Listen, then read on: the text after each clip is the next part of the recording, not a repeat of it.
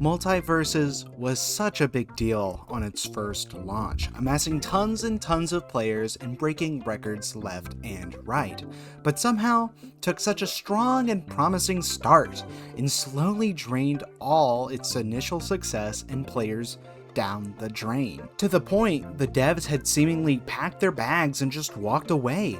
Many, including myself, even questioned if Multiversus would even come back at all, much less if it would do so with more than the whimper it left as. And with the first signs of the return coming at the hands of a borderline pointless Happy Meal toy and a head-scratching NHL AR crossover, my first impressions of the Multiversus relaunch were admittedly grim. But as time passed, the devs began to provide some much more enticing information, such as the reveal of the Joker, Banana Guard, Agent Smith, and Jason freaking Voorhees, as well as mentioning things such as system revamps, gameplay changes, PvE modes, and more. As more time passed and more info was revealed, the negativity expressed online from myself and others seemed to somehow shift to that of hype. And honestly, it quite surprised me. I didn't expect to see Multiversus be able to have such a strong PR shift. But now that the cat is out of the bag, do I think that Multiversus was able to make the changes it needs to win me back? To truly see how the game has changed, we must first revisit where it left off. So, revisiting my duplicate plush Psyche's Evil Computer version's review of the game from over a year ago, I aptly compared the game to that of beating a dead horse, and largely focused on all of the game's failings as a live service in comparison to one that it was largely trying to emulate, being Fortnite. On the likely chance that you haven't seen that video, it gives a unique perspective on Multiversus' shortcomings I hadn't really seen anywhere else at that point. And if you're wanting the full picture of where Multiversus was compared to where it is now, you can watch the video with the link in the description. But I do try to format my thoughts well enough that if you haven't seen it, you should be just fine going along with me here and now. So let's take those critiques I lobbied against the game and see how they've changed when comparing the open beta old with the full launch new.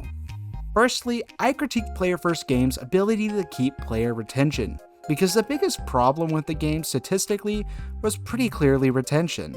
There was attempts to draw previous players back in with events and new content, but both seemingly failed to deliver enough to keep players invested. Their Halloween, Christmas, and Valentine's events had genuinely substantial rewards to give the player, like unique skins and cosmetics, but not enough content and variety to make players want to commit their time. Looking at their new offerings, I think this is generally a step forward. There are now several events concurrently with different offerings and more ways to accomplish them. And then with the introduction of a PvE mode, there's a whole new avenue of ways to make players engage with your game. And PFG shows us with their event where you can unlock Agent Smith early.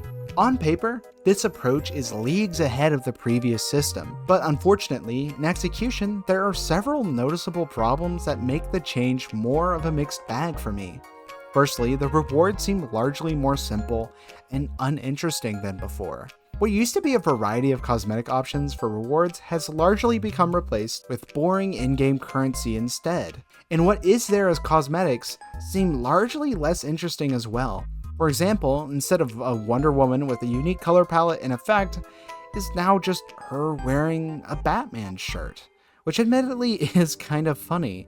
And I'm not against cosmetic rewards like it, but just not when it feels scarcer than what we had before, as well as being less interesting. In my previous video, I said the open beta suffered from something called cosmetic bloat, or when a game spends too much of its dev time on things for you to earn or buy instead of things to do. And as if the monkey paw curled its finger, now I'm criticizing the fact that there's too much to do for too little of rewards. And to add insult to injury, the things that they have you do, at least in the PvE mode, is structured annoyingly grindy for the sake of being annoyingly grindy, preventing you from immediately playing harder difficulties behind hours of grinding. And to be able to get event rewards, you have to beat every difficulty, which is really frustrating because most of it feels like a waste of time to have to repeat 10 or so matches to beat a boss you've already done before. just to get a little closer to unlocking a character. A character, mind you, that actually isn't unlockable yet, despite being marketed as such, due to not being able to complete enough missions for him yet. So overall, it seems like Multiversus took one step forward, then one step back, which is kind of silly, really. Next, in my old video, I talked about the Battle Pass, saying that it really sucked. The big reasons being a lack of variety in earnable premium currency. And from what I see here, I think Multiversus once again improves on its former system admirably. The fact that you can finally earn the precious Gleamium back from the Battle Pass is wonderful, and the fact that it comes with a character as well, while controversial to the overall roster distribution, I can't deny that in and of itself, it gives a lot more value to the Battle Pass, especially when considering the Battle Pass is cheaper than what they charge you for a new character with Gleamium anyways. So really, I'm fine with it. That said, I don't think the system is perfect quite yet. First off, playing match to match does not reward you any Battle Pass XP. None at all. You can solely get it from completing missions, and I think that is stupendously bad. In a game that wants to hook you in with numbers and free-to-play nonsense, just having even a tiny weeny increase in progress per game would go a long way to making the system feel more rewarding. And second, I wish there was more of a theme to the cosmetics in the Battle Pass, because most of them seem largely random. Like, if this is the villain season, why is the Battle Pass full of just random variants like Human Body Jake, Tuxedo Steven, Drag Taz, and Amazon LeBron? Those don't feel like they fit the theme at all, really. I hope later seasons kind of have more of a connecting hook to them, not so much like a collection of skins they didn't think they could sell on their own. Lastly, I complained about the open beta's gameplay systems. And when comparing it from then to now, there's a lot of things to consider that make this, surprisingly, the hardest to determine as an improvement or not. The most notable thing between the open beta and now is that the game is a lot slower. And there's been a lot of complaints about that fact. And while I think those complaints are largely valid, even if most of them are quite over-exaggerative, I think the pace slowing down is actually a good thing.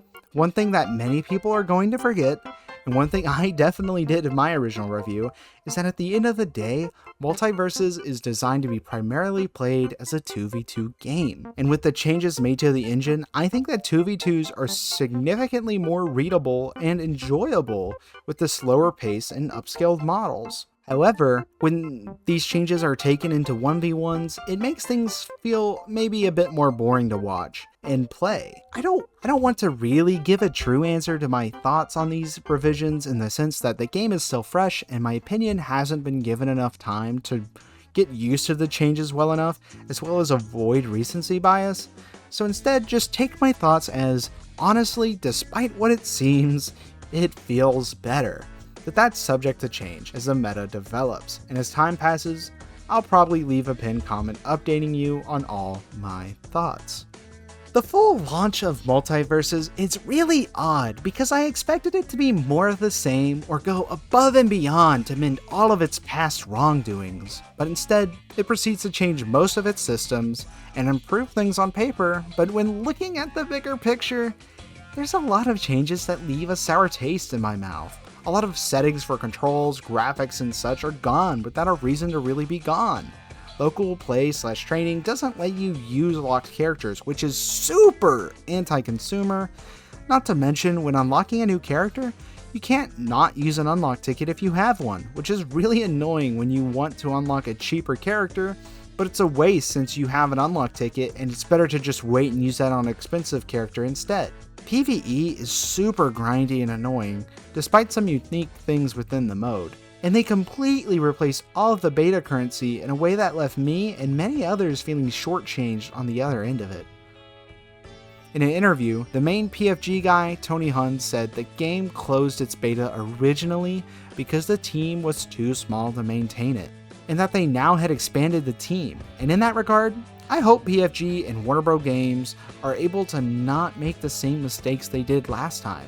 And while I'm uncertain that things will go better this time, really, I can say that at least for now, they show at least a teeny weeny amount of promise. If you're wondering if its placement on my recent tier list video has changed, my answer is unfortunately no, not really.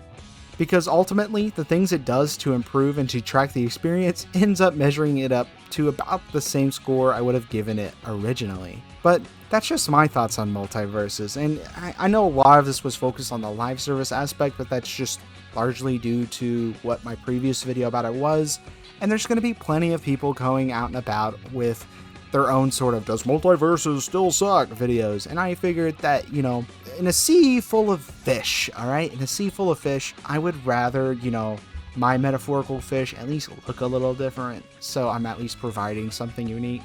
You know, speaking of unique, what's your thoughts on Multiversus? You know, you like it, you hate it, you love it, you want to make dumb, reductive tweets about it on Twitter? Let me know, because I'm going to go crawl back into my hole and keep doing the things that I'm currently working on. Peace and love. Isor the Whatever, signing out.